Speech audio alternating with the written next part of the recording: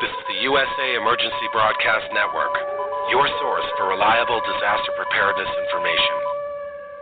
The views and opinions expressed on this program are not necessarily the views of this station, its management, sponsors, or other hosts.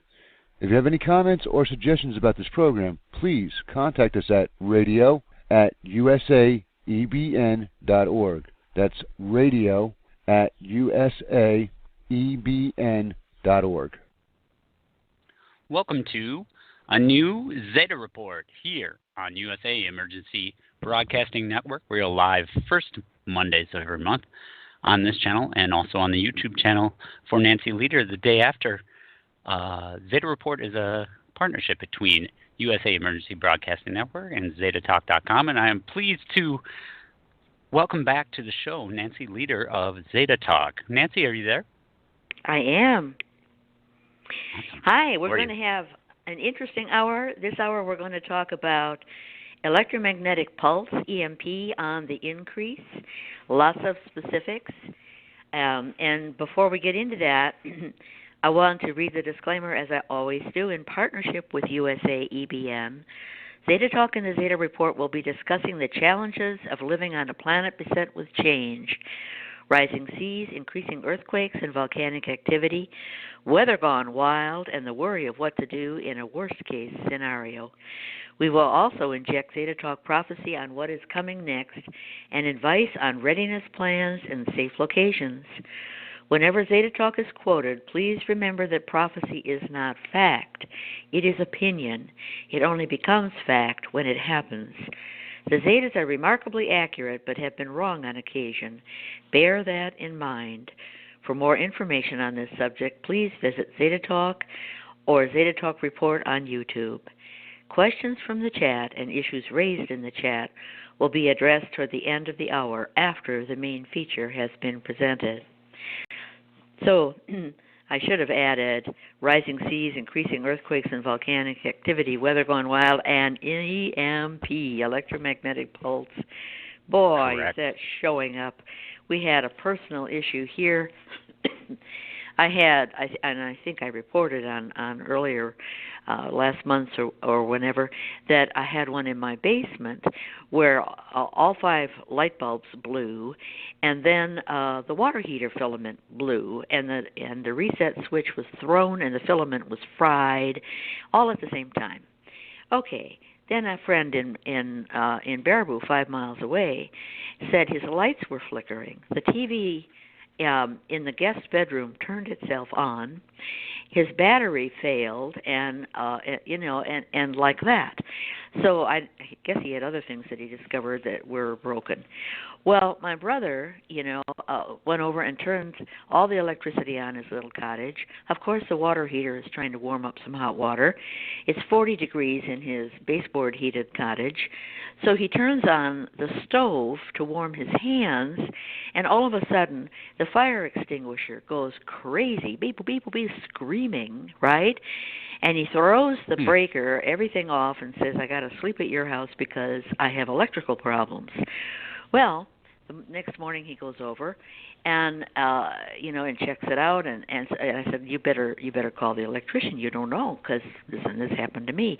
We're in the Wisconsin rip zone, and we're getting electromagnetic screech, and electromagnetic pulse is like lightning. It likes to ground in water. Well, we're right next to the marsh and all that, and so anyway, he calls the electrician, and the breaker for the water heater was failed and burned out, but the water heater was safe, and that was the only permanent damage he has. I said, don't turn everything on at once.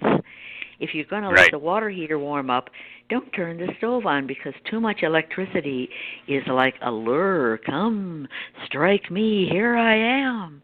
He said, oh, I shouldn't have put on my lipstick. So basically, you have to like, there's so much going on, and I want to go through it here. Let's give a little history. Air France 447 in 2009. Undeniable since 2009, when our first big airliner went down due to EMP. Air France 447 went over the highly magnetized mid-Atlantic rift, lost all electronics. This was documented by the ACARS system, which reports back automatically, one by one. The electronic systems on the plane went silent, but the crash was blamed on pilot error.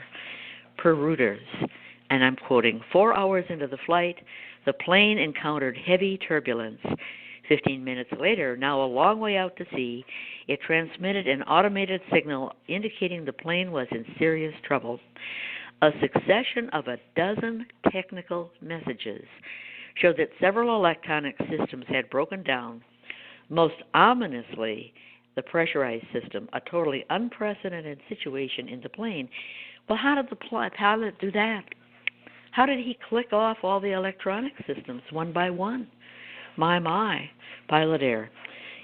Or sometimes they would blame suicide. Now, where this went down, it was right over that magnetized S down through the middle of the North and South Atlantic, where Pangea is pulling apart, and after successive pole shifts and trauma, and when the magma hardens, it aligns the little ions in such a way that it's like one big magnet down there.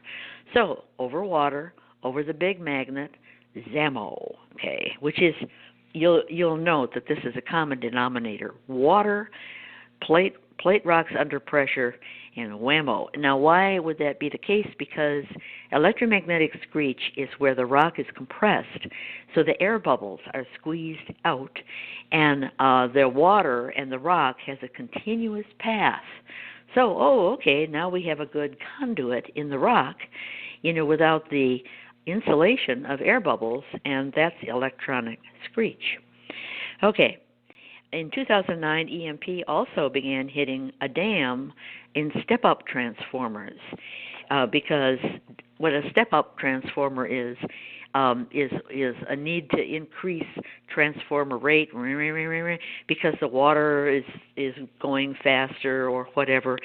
But in these cases, the transformers became runaway, with the urge to go faster until they exploded.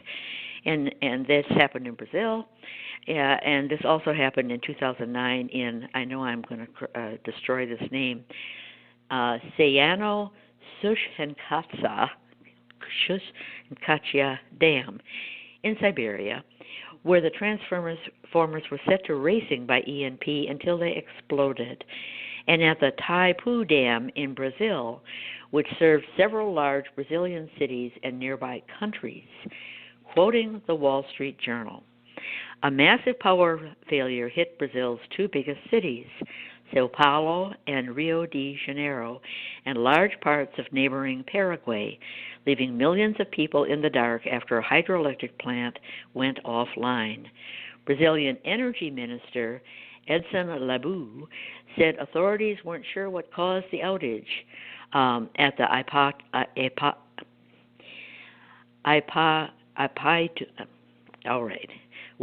dam, which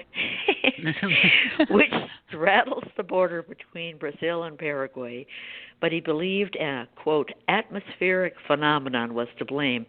Boy, look at that honesty from the Brazilian guy. Of course it was atmospheric phenomenon. It was EMP from the charged tail of Nibiru, which is wrapping around the Earth. It's a charged tail. It's like lightning and the grounding of the rock, etc., in the water, and it's like the siren's lure of lovers. Come here, strike me. Itaipu. Itaipu. Okay, that's that dam in Brazil. Okay, in Panama, blackouts where exploding transformers have continued into the present. Most recently, in March 2017, in Panama, where several transformers exploded, leaving the country in the dark. This just happened, March 2017. Panama is at the nexus between the Caribbean plate and the Cocos plate, during the crunch where the South American plate is rolling its top to the west. Lots of rock being squeezed and lots of electronic screech from the rock. So at Caribbean, it's the 7 of 10 plate movement, where the Sonda plate was pushed down and then South America is rolling and it's still rolling. boy, the Andes is lit up and they had an issue where they said, oh, the El Nino just off the coast of South America, and it just appeared. It didn't come from Indonesia and float across the Pacific. There it is, all along. Well, that's because the Nazca Plate is being pushed down. That's where all that, and they had flooding waters because of all the rain, and they said it was an El Nino. And then you have the Caribbean Plate being pushed down, and it's shoving over the Cocos Plate, and that's where Panama had this blackout. So EMP goes hand in hand with rock movement, plate crunch. Hoboken, remember Hoboken? This happened just in last 2016. All blamed on anything but EMP, these electronic trains. Well, in Hoboken, there's the river, there's the terminal where people get off and get on a ferry and truck across to New York City. And the terminal is just covered with electric lines, so this train comes in, and here we have electricity, water, the lure, and it's speeded up, it's sped up, whammo, and we have electric trains going off their rails along the East Coast. They go around a curve by a river, and they speed up. And it's always the poor engineer. He must have been on drugs. This kind of thing goes on. The terminal at Hoboken was on the water's edge, and one can see from photos that electric cables are everywhere. For the Zetas, EMP is similar to lightning. It wants to ground and loves water. Hoboken was an open invitation. And as EMP increases, the public is noticing what I have taken to call personal EMP. It gets personal and more than just the occasional static on the phone line or flickering TV screen. I live in Wisconsin in the stretch zone where Wisconsin is being pulled apart. Now, if you take a look at the map, you can see and that the Green Bay Peninsula almost looks like a handle, being pulled away from the rest of Wisconsin. And if you follow down along that bay, Green Bay, it goes down a series of lakes down toward Madison, where Andre lives. And and this is pulling apart all the way down to the Wisconsin River. Well, we had the booms in Wisconsin. And that was up around Green Bay, and it followed along Clintonville, Wisconsin, boom, boom, and finally down to Baraboo, which is 5 miles away from me, where this poor guy had the TV in the guest bedroom turned on, etc. And rock pulling apart is giving one big electronic holler. So there we are, and I told my brother, I said, we just got to live with it. You got to be careful. Don't turn all the electronics on at once. Okie doke. And then I see Manchester across the Atlantic in the UK. All kinds of EMP over there in Europe. I hear about it, from people and that live in the UK. Manchester, UK, is right on the river in the middle of the UK, where there's high ground to the north, high ground to the south. It's a low area between kind of like mountainous ranges. Not mountainous, you wouldn't say, but and the Zetas have said that the UK is being pulled apart there at Manchester. So we on March 1st, there were 2 incidents of cars and buses bursting into flame. This was separate instances. The bus was out on a street, and the van, it was not a car, it was a van, was in a tunnel, and the engine at the back just, that's it, burst into flames. Same day, same city, very peculiar, right? So, when I hear about all the software that's going to be controlling cars, you see this on TV. Well, you can install software, and it'll put on the brakes for you if you're getting too close, and it'll steer the car for you. You can do parallel parking like a dream. Well, it sounds wonderful, except if EMP runs away with it, which it does, right? you know. And I got a report from somebody saying this happened a couple of years ago, and I happened to catch it on film because it was on CNN. The video cams, or surveillance cams at the parking lot caught it. Well, she had this software in her car that was supposed to assist, I suppose. Well, she couldn't get the car to stop. It was moving forward, and she would put on her brakes, and she was laying rubber, and and nothing worked. And the car shot and flew over the barrier out into the street. It took flight. So this is not unknown that can happen. Cell phone batteries are melting their cell phones, and recently on an airplane, a headset burst into flame, burning a woman's face. That did hit the news. Then there is the case of dueling cell phones in Maine. I have another friend who reported this to me. Husband and wife had phones plugged in to recharge. One phone calls the other, and the other records the call on an answering machine. Then a few days later, the process was reversed. So first the wife calls hubby, and then a few days later the hubby calls. Now both the phones were plugged in and charging at the time. They were next to each other on the table. And all I can say is, well, they were married, so apparently nothing improper was happening. I don't know. But he said it wasn't even the last number dialed. I said, maybe that was it. And he said, no, that wasn't for either of us. That was not the last file, number. So it's not like waiting to happen again, redial, that kind of thing.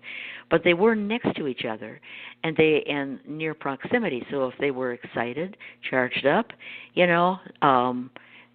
were activated in that way. So you never know. If your cell phone rings, it may be another cell phone.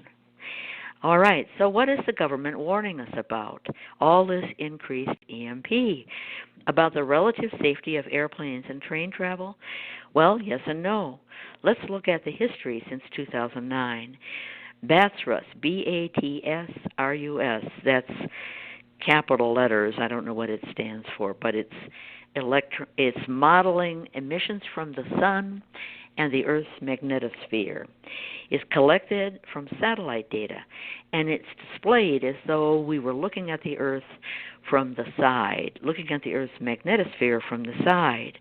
And because the sun blows the magnetosphere back, with the solar wind, it looks sort of like it's bubbly on the sun side and looks like it stretches out at the back side. That's what it looks like. It's not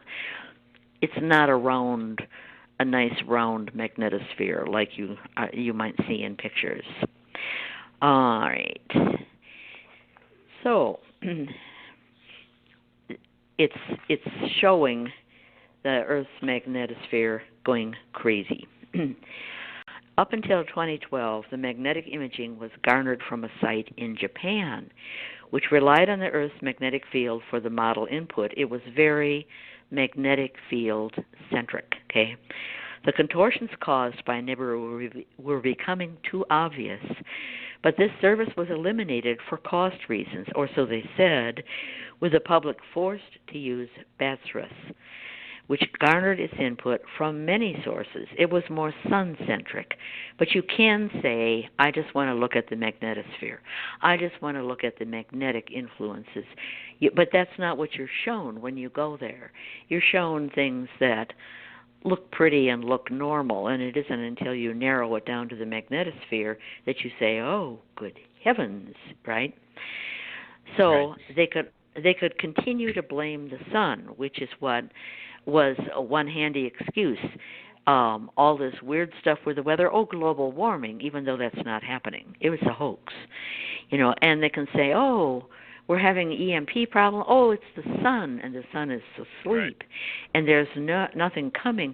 They have certain things that they've lined up as excuses, and they've fed the public, and they assume that the common man is dumb.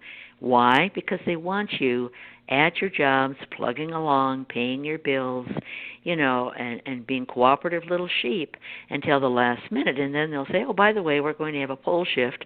The coasts are not safe. If you bought housing along the coast, tough luck for you. Run inland about 200 miles because otherwise you're going to drown. And your house will be washed out to sea. So can you imagine all the people that run banks and all the, there's so many establishment characters and reasons to just not admit the truth. It is a constant battle. Okay, but even under BATSRUS, the contortions caused by Nibiru show up. A dipole lean explained only by the presence of Nibiru was shown, and the Zetas explain the bipole lean, and I quote Zeta talk. Magnets want to go side by side, as planets do with the sun, or end to end. If not allowed to go end to end and too close for a side-by-side arrangement, the lesser magnet can go into opposition or attempt to form a T arrangement, T-bone arrangement. So, pardon me. However, it did seem to model the Earth's magnetic field, BATSRUS did, but the blasts and contortions due to the approach of Nibiru were getting stronger, at times so intense that BATSRUS would be taken offline, and at one time it was for 3 weeks, from May 1st to May 15th, 2015. We thought we'd lost it. Then BATSRUS comes back. Well, they do that with earthquakes, too. They take the USGS offline, and it comes back after a few days. And it's been tweaked so that every earthquake is much less in magnitude than it really is. Oh, apparently we had a 4 there that leveled all the buildings, and no, it was actually a 6.5. They are lying. They're lying about earthquakes. They're lying about the magnetic confusion, and they tweak any kind of modeling or reporting done to the public that would paint that picture so that as far as everything's just fine. And then they trot out scientists saying, not to worry, everything's fine, right? Okay. Even when it was down for 3 weeks, it looked so much like a cover-up that they had to return it, although perhaps it had been modified, which I suspect it was. The public was, must deliberately include all signets to get the full picture of magnetosphere on display. I said, what the heck is a signet? And when I looked for the definition, it turns out it's a swan, a young swan. So I have CYGNET. But essentially what that means by clicking all signets is you're getting all the magnetic input, so then you can see what's really going on. Okay, this is what BATSRUS says about signets. These inputs are the solar wind, plasma, and magnetic field measurements propagated from a solar wind monitoring satellite. The system then sorts, characterizes, and processes the data into signets that can be more easily read by humans. These are displays. These signets can be plots, graphs, images, or raw data, depending on the data input. There are more than 500 different signets which display different values and different domains of space weather. Well, of course, who can't understand that? But in any case, I was told you go in and you ask to see the magnetosphere, and then you click all signets, and then you see what's going on with our magnetosphere, and then you cry. Okay. In 2016, BATSRUS showed a falling magnetosphere, failing. For a time in October 2016, the Earth's magnetosphere appeared to have disappeared. This is a fact. I have this all on my website in my newsletters, right?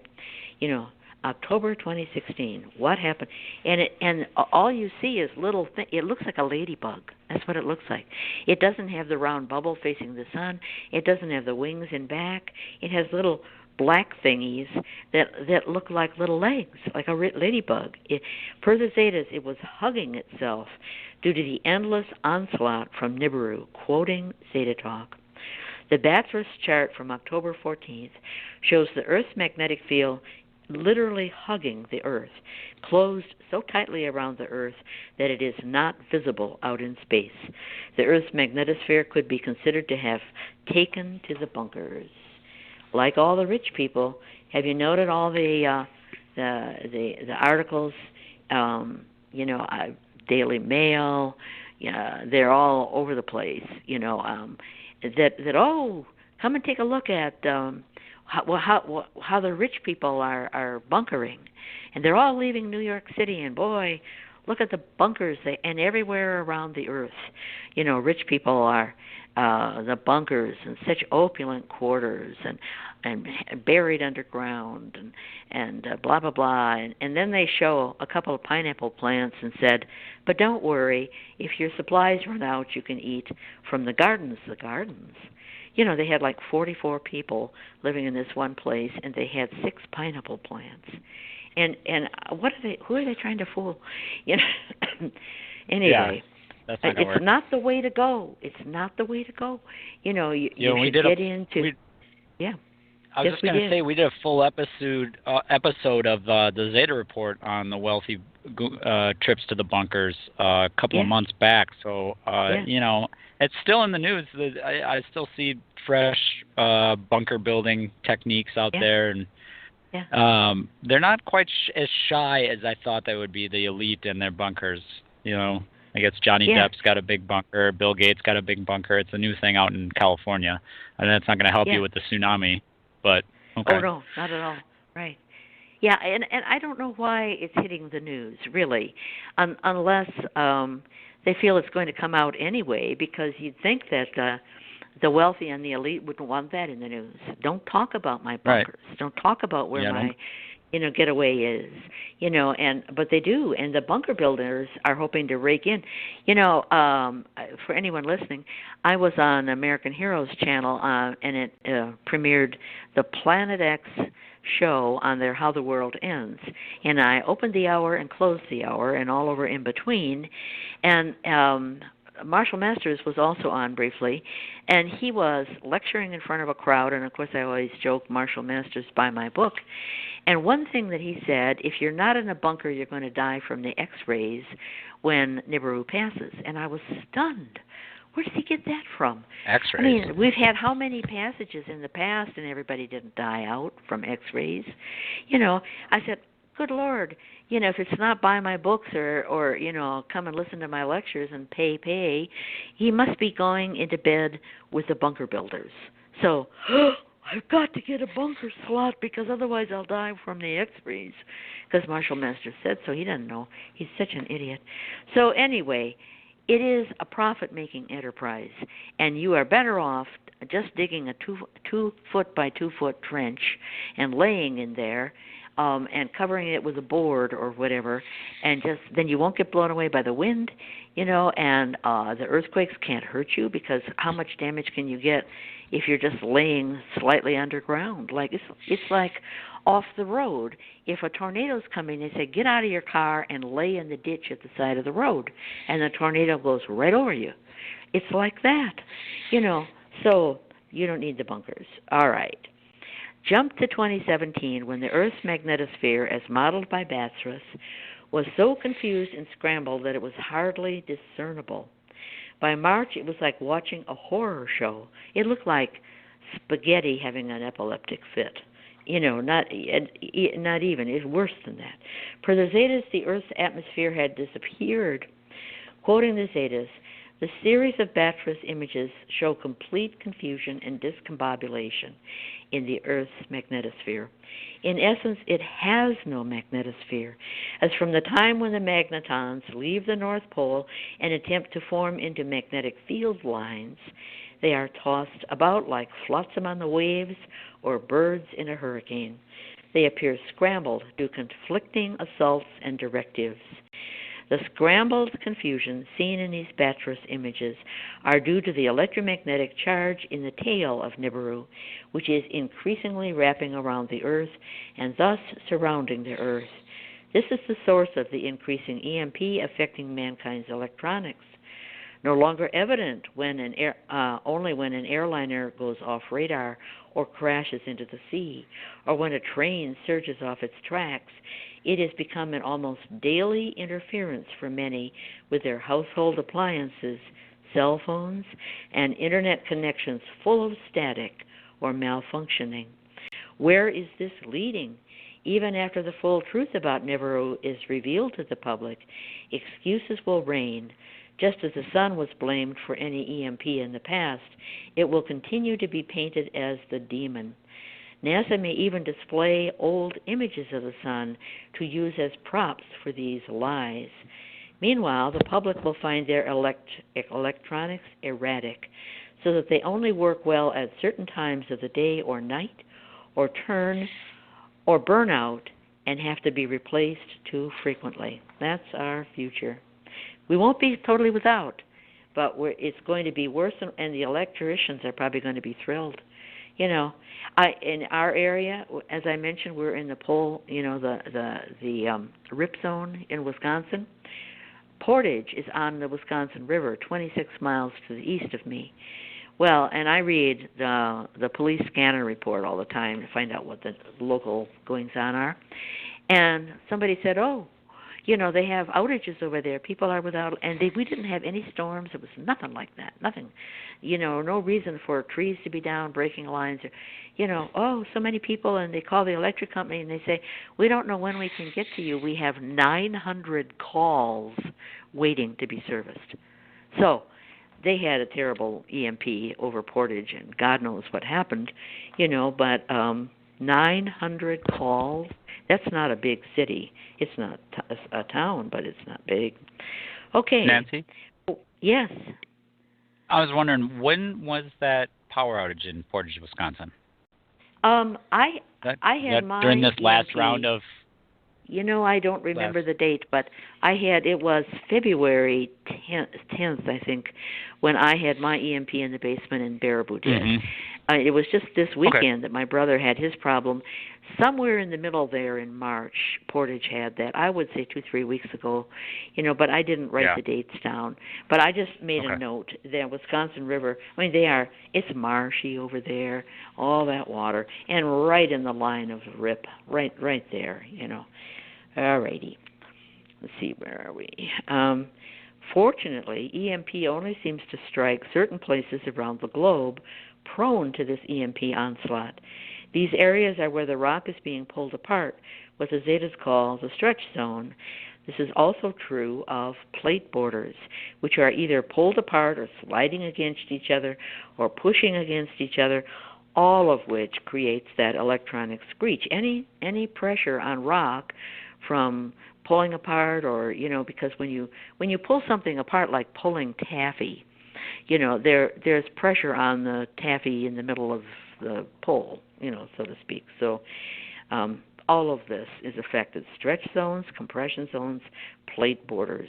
And when they go underwater, what is it about the Sundra plate that makes it vulnerable to EMP? Remember MH370, and it became a ghost ship, and there was no more oxygen.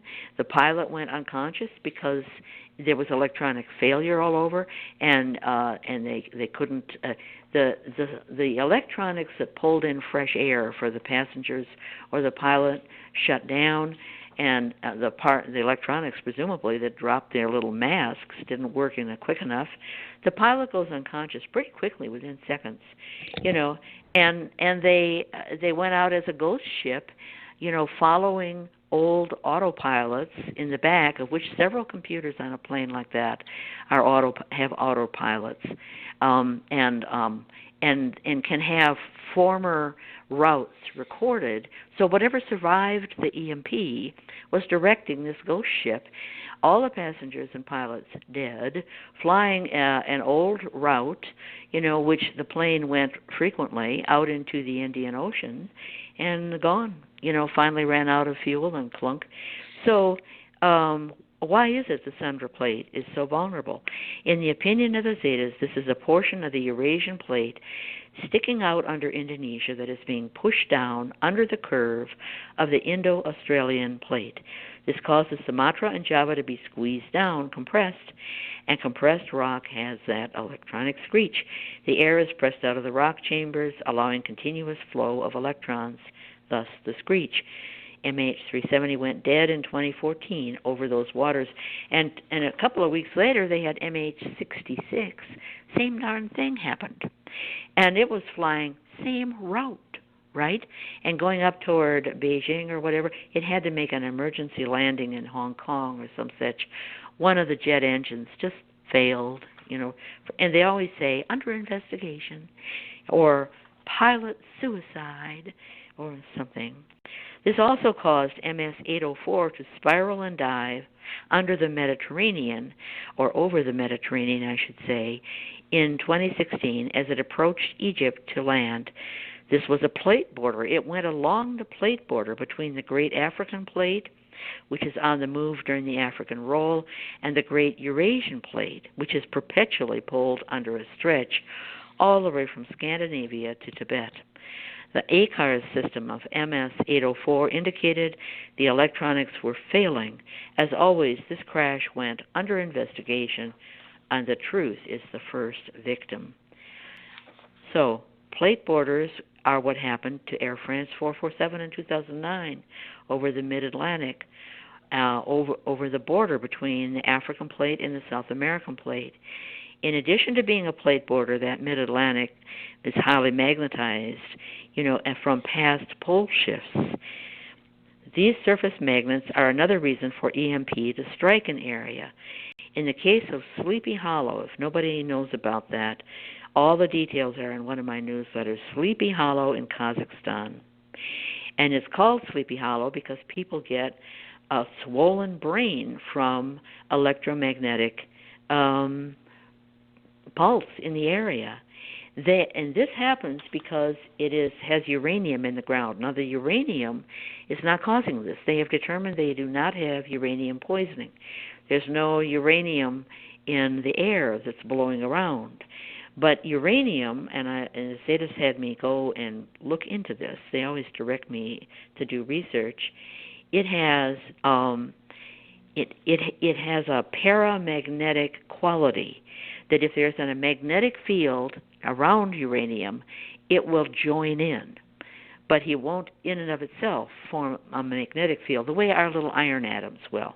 Okay, so they have it in the ground, and they have electromagnetic pulse, and so the uranium joins in and makes it all worse. And so they show you these kids, that can't wake up, and they're stumbling around in the hospital, and people falling asleep. And then if they take it's not permanent damage, but the only solution, obviously, is to relocate those villages.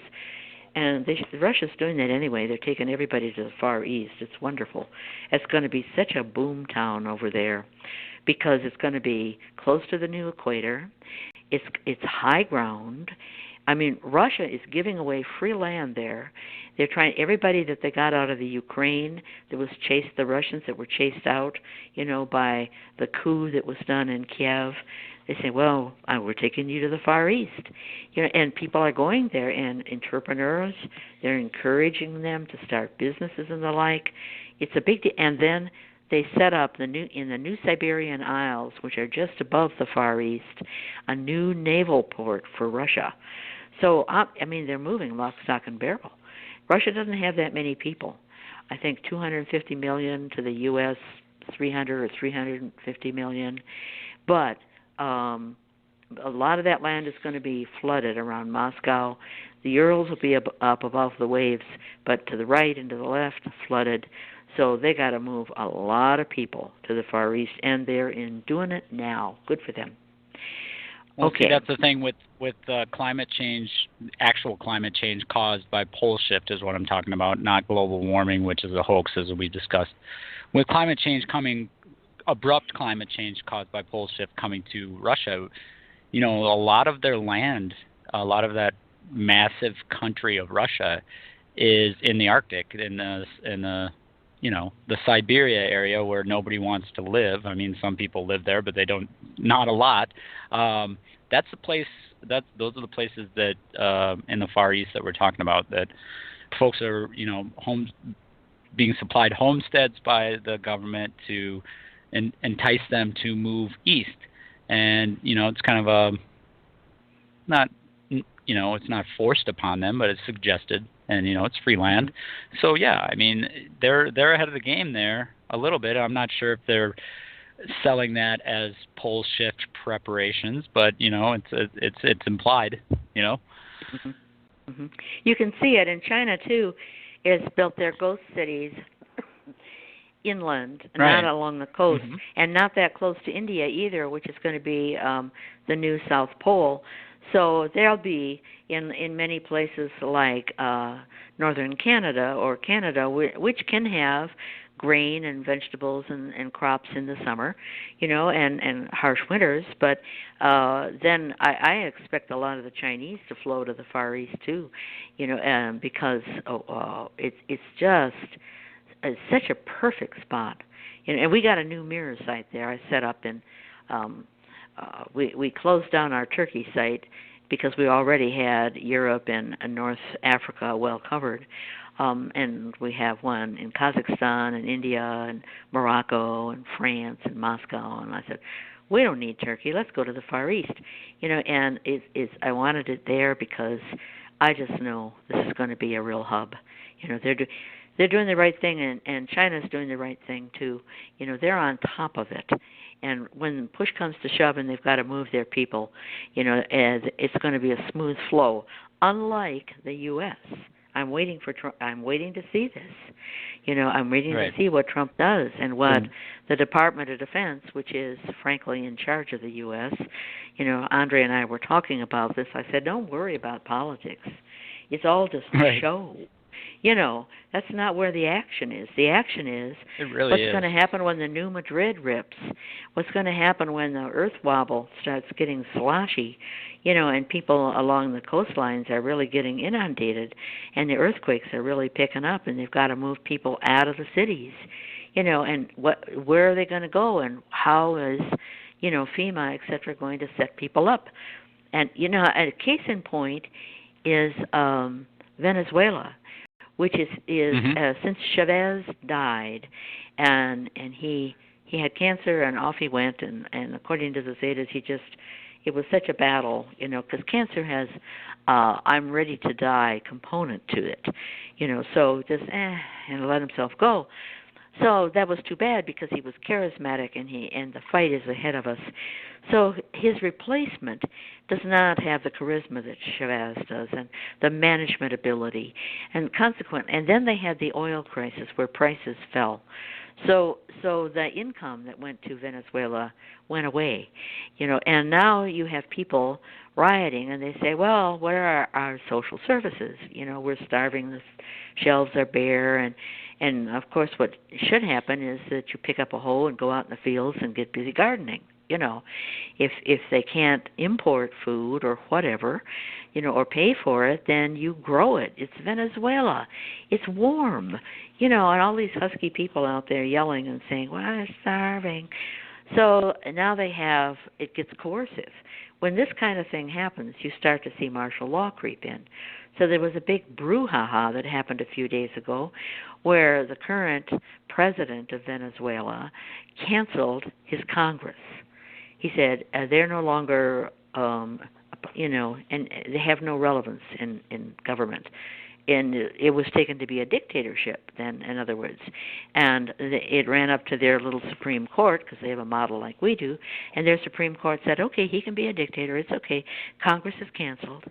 And then there was uproar and objection, so then their Supreme Court said, all right, we're going to let the Congress continue in just a sort of a little side peripheral, irrelevant capacity. So this is an example of what's going to happen all over the world. You're going to have people, more starvation, more desperation, more earthquakes, and each country will react differently. So that's the drama around the corner, folks. And it's not who marries who in Hollywood or what politics is all about, because that really doesn't matter in the long run, really, So I just before we get off onto other subjects, I wanted to mention that if you're watching the earthquakes and you're watching the magnetosphere and you say, oh, Lord, and you're saying, why aren't we seeing the truth? And from the models, there's something called buoys. Buoys are floating around out in the ocean, and if the water is going up and down, they activate and they alert, and that's how you know a tsunami is coming for your coastline or the like. And guess where the buoys have been totally deactivated? The Zeta said we have a South American roll where the top part is falling to the west, and that's why The Caribbean is being pushed down, all these quakes. We have an African roll where the top part of Africa is rolling to the east and dropping a little bit into the Indian Ocean, and that's why we have all this stuff going on in the Mediterranean. And so right in the middle between Africa and South America, you'd think there would be a lot of sloshing going on. All the buoys have been deactivated. And you go to South America, to the west of the Andes. Oh, they're all deactivated. Like that. And where it doesn't matter, then you can see what buoys are saying. So this is another example of how they are just pulling it from you and not showing you what's going on. If you want to see Nibiru, you take a red filter. We have an old man in Italy, Alberto, who's an expert at this, and I even have devoted a page to his just stunning image. He uses Mylar. His Mylar images are better. Mylar is kind of orangey, but it also filters, only lets the red come through.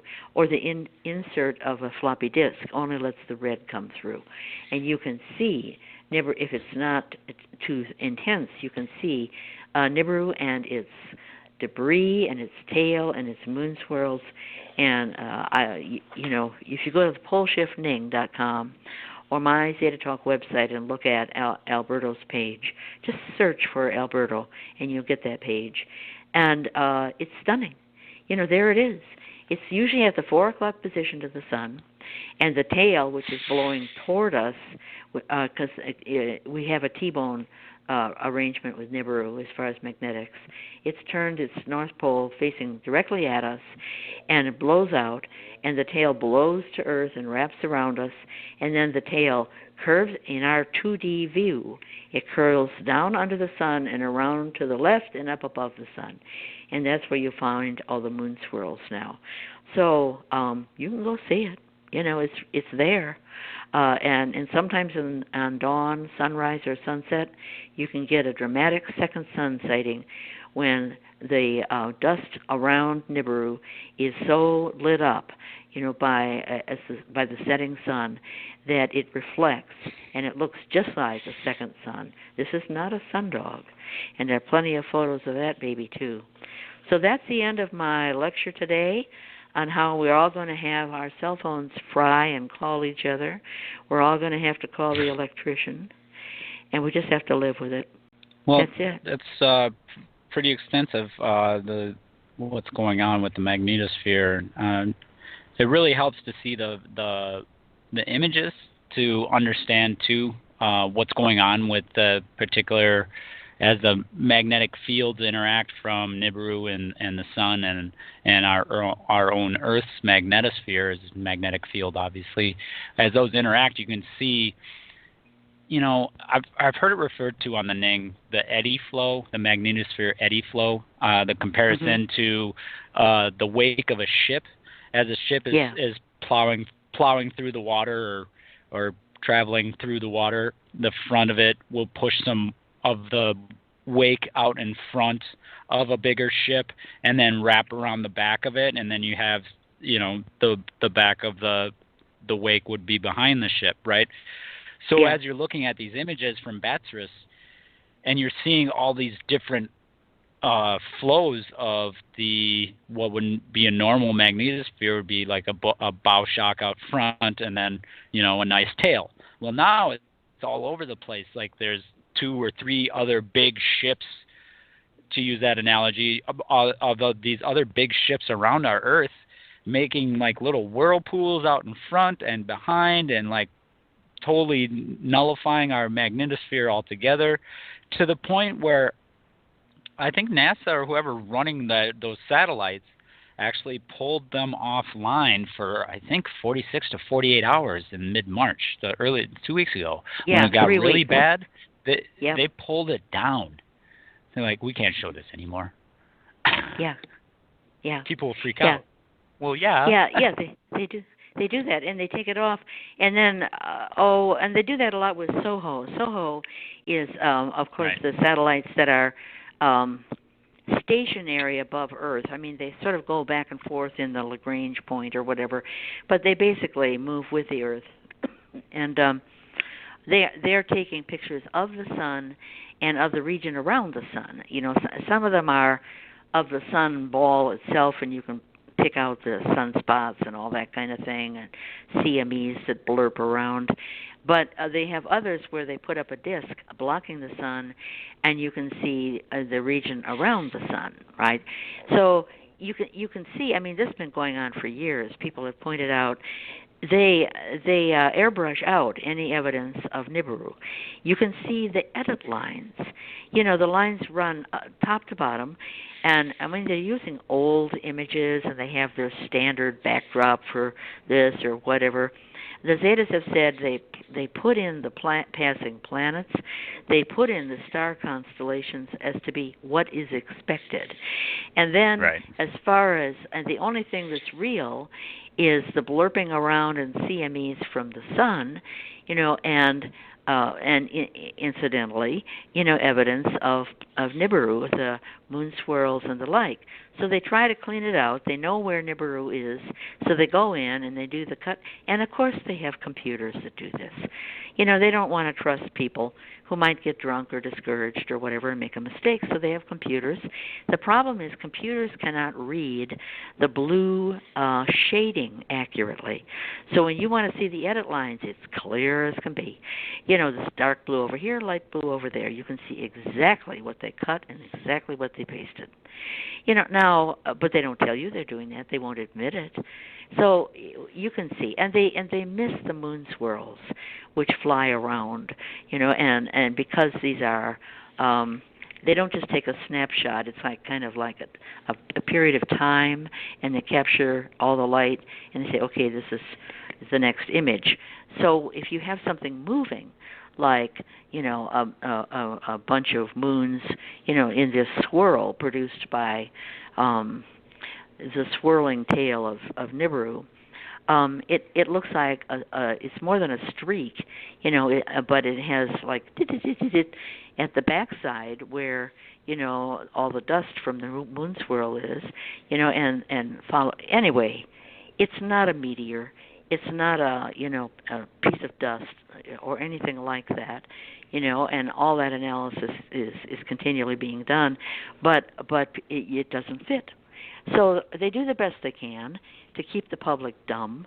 They make up excuses, but you can see, and every once in a while they flub. We had an issue in 2009 for one release, and it's official. I mean, people, the website where you can go, it showed the ancient Sumerians who knew about Nibiru, and said that its symbol is a winged globe, a circle with big wings on either side, like eagle wings or something.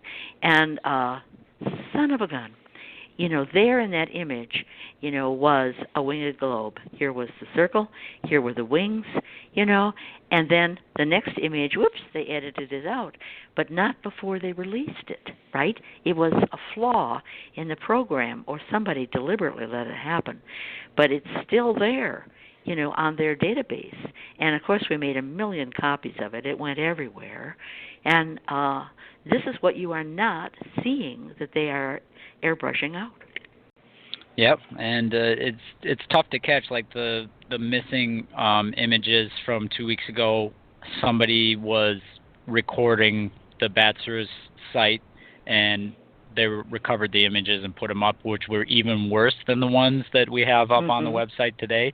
It's incredibly unnerving to see the magnetosphere for our planet, the magnetic field that protects us, is there exactly for it's a function of being a magnetic planet, of course, but the function of it, what we get from it, is it blocks solar wind, radioactivity, X-rays. Sorry, Marshall Masters, and also smaller meteors will bounce off of that magnetic field. When it's down or agitated to the point where it's not fully at full strength, we have the ability, or we have the susceptibility of having more energy coming through, like EMP would be on the increase from that, and an increase from the magnetic distribution from Planet X. And then also to see that magnetosphere actually down and for NASA or whoever to take down the website at the same time as they have done before shows to the folks out there, if they're watching and discerning the things that are coming out of the quote-unquote media, that, I think some folks know what's going on when they see the magnetosphere like all jacked up like that. Yep.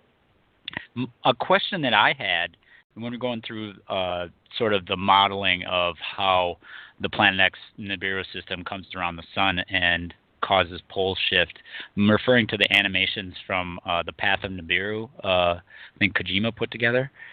Yeah. We're talking about the cup, the magnetic cup that the Earth gets caught in. Is that what we're experiencing right now with all those eddy flows and all the discombobulation of our magnetosphere? Is that because we're getting closer? Obviously, we're getting closer to the passage, but that cup, the magnetic cup that the Zetas talk about, is that showing evidence in the images right now? It probably should, but it depends on, because the BATSRUS images are very close to the Earth. It's like the camera is literally in your face or parked 2 inches off your ear or something like that. And the eddy flow from Planet X is described as why Venus and the Earth and the dark twin all get caught, quote, in the cup. And what the heck is that? Right. Now, bear in mind that this assumes, a stalled orbit of the Earth, which the Zetas say is true, and that benign aliens are tipping our Earth forward and backward to simulate the seasons so that we don't fry and freeze, because the Earth is our schoolhouse. It's a spiritual schoolhouse, and the Council of Worlds, which controls our part of the universe, wants the Earth to survive, wants mankind to survive for reincarnations, for our souls to reincarnate over and over again, and spiritual growth. So they're not interested in seeing all life wiped out or anything like that. And they also don't want rampant anxiety and fear, which leads to the wrong kind of spiritual growth. As in other words, I'm just thinking of my yell fire in a crowded theater and see what you get. You get a lot of selfish behavior.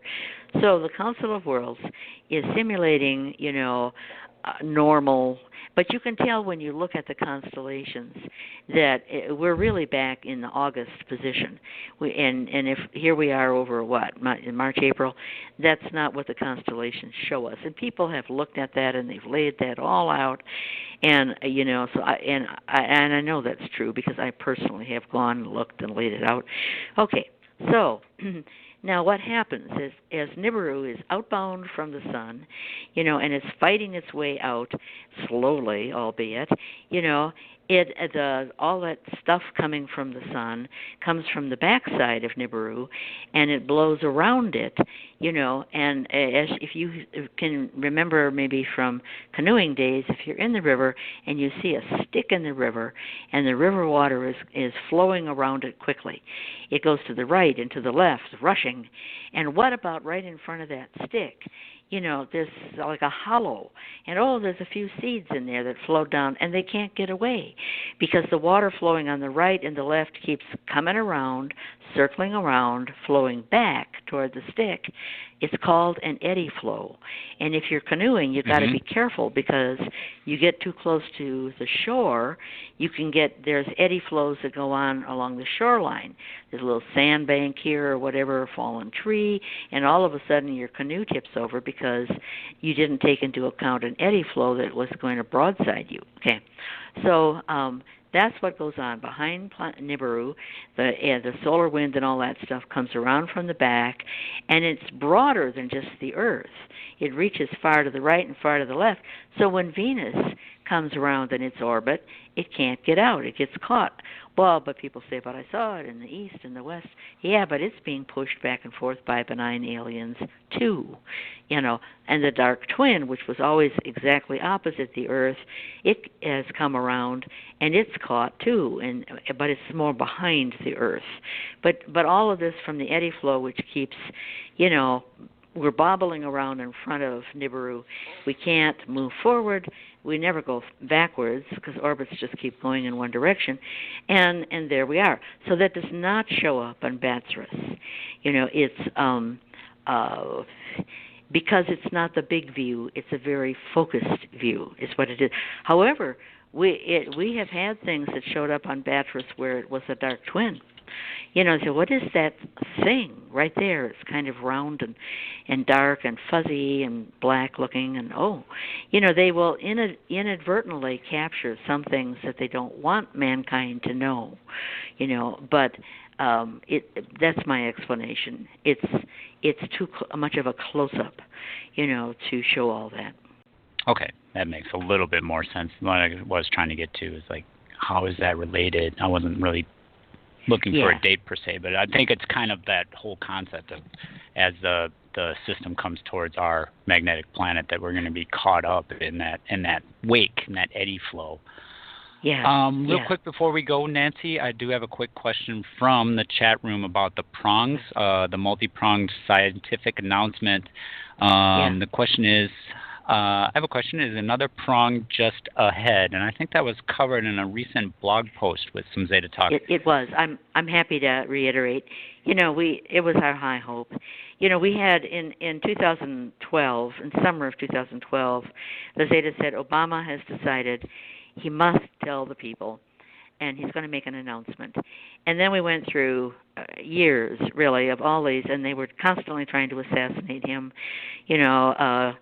Petrol, I think it was diesel put into his petrol car in Israel, and then in South Africa he was standing next to a young man who was a translator who had problems with schizophrenia.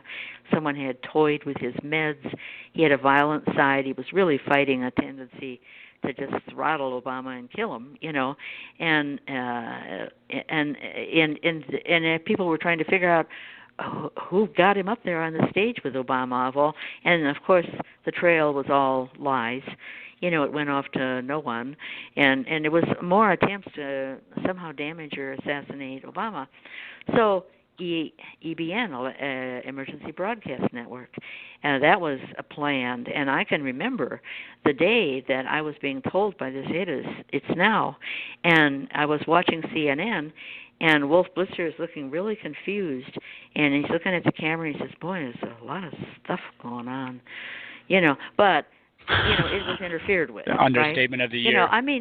Really, he people were being dragged away, and placards collapsed, and God knows what. So then there was the Oval Office thing. Well, we have a 30-second delay, and then there were rumors that he had lost his mind, and someone took him away in a white jacket, and that never happened. But the rumors were already floated, and there was just too much, because the people who are wealthy, etc., and running corporations or politicians or whatever, they want the common man not to riot, not to make demands. Quietly go to your job, quietly leave your savings account there so we don't have bank collapses. And they'll lie like crazy to you, and so there he was. And he didn't make it. Now, by the time we got to the fall of 2015, Jade Helm had been running for a few months.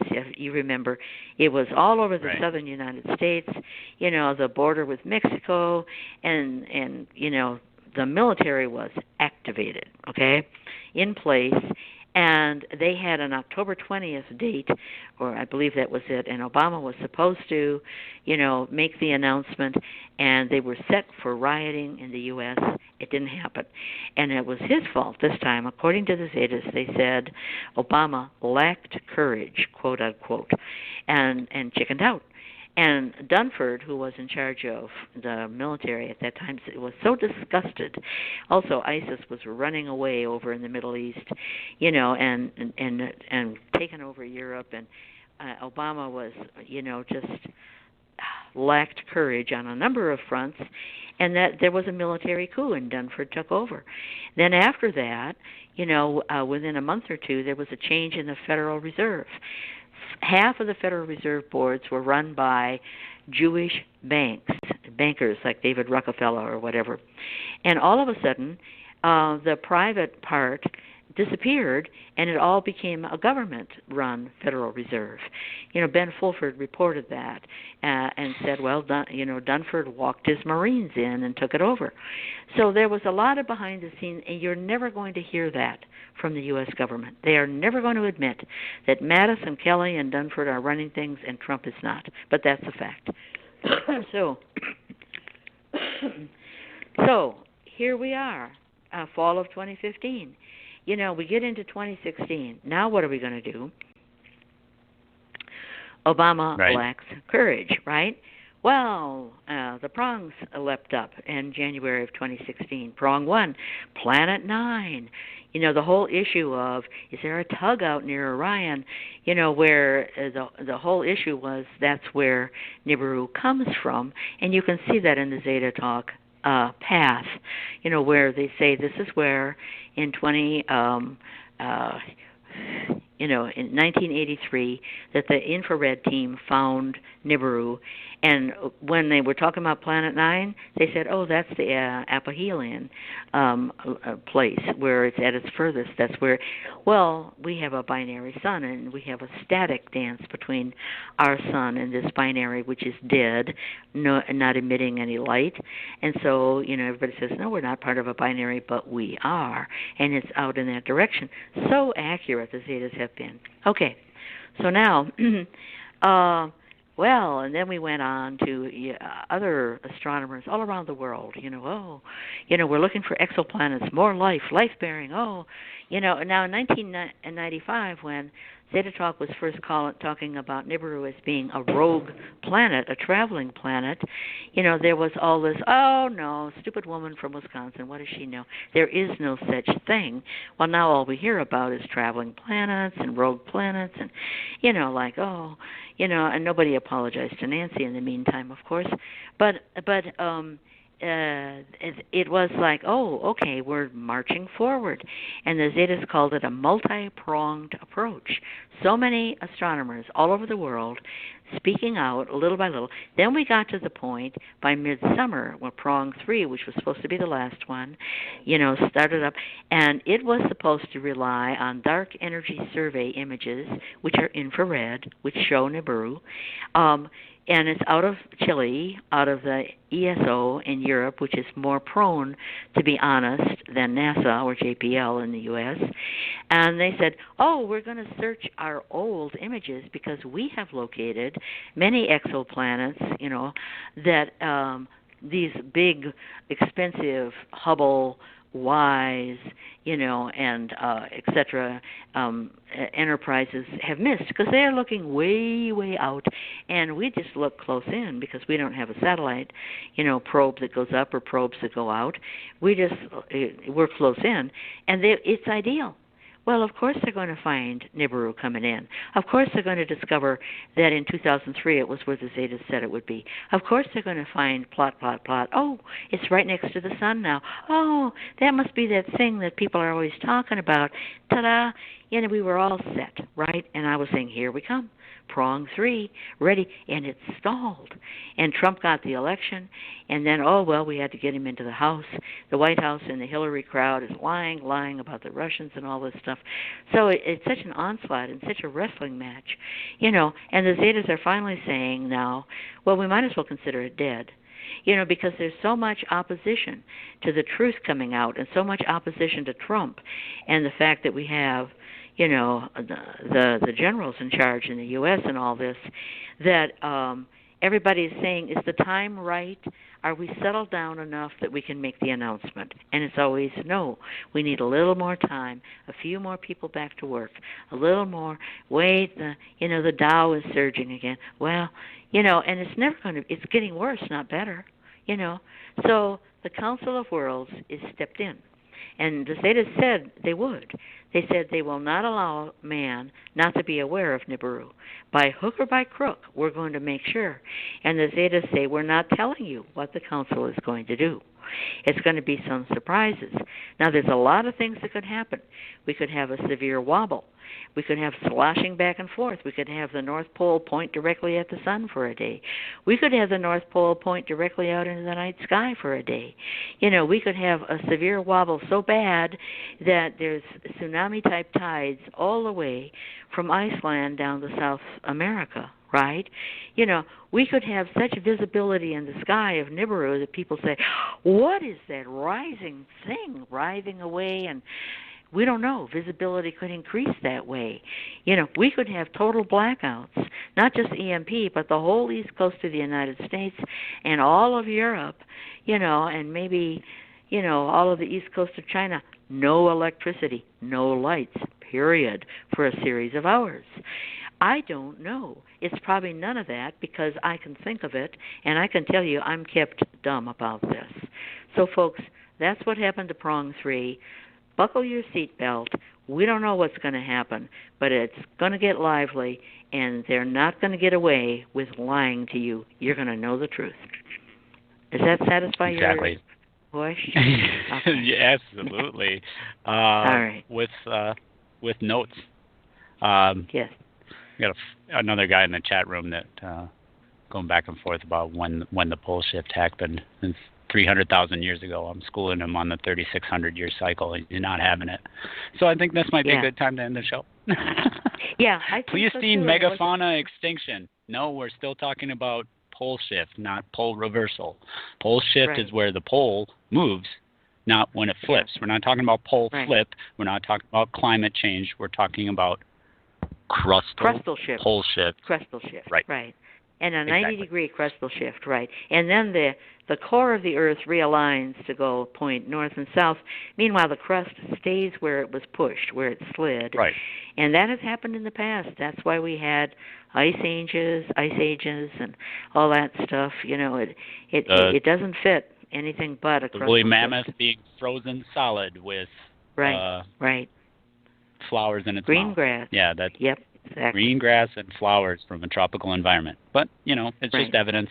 We leave everybody to look at the evidence as they want to and form their own opinions, and we in the Zetas are here to help you with that process.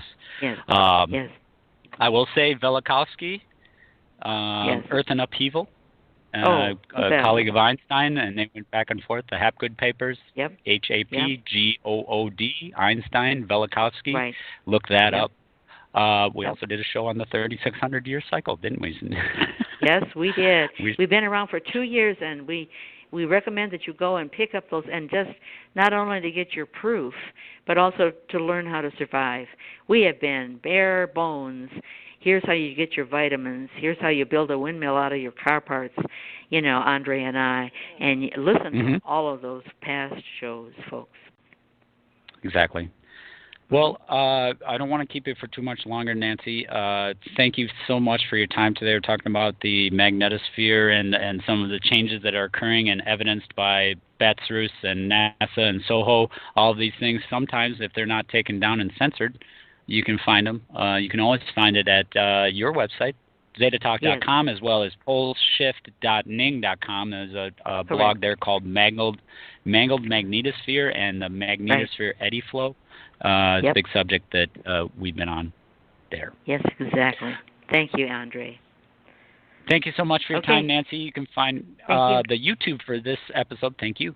The YouTube for this episode will be available on Tuesday after the original audio show. You can also find us at usaebn.org. Be sure to check out zetatalk.com for the latest Zeta Talk, and also the sister site, poleshift.ning.com, where you can do the research on the 3,600-year cycle. You can do the research on pole reversal as opposed to crustal pole shift, and so we're not talking past each other as in the chat room. Thank you so much for joining us on the Zeta Report. My name is Andre. I'm with USAEBN, and you can find us here first Mondays of every month. Stay safe, everybody.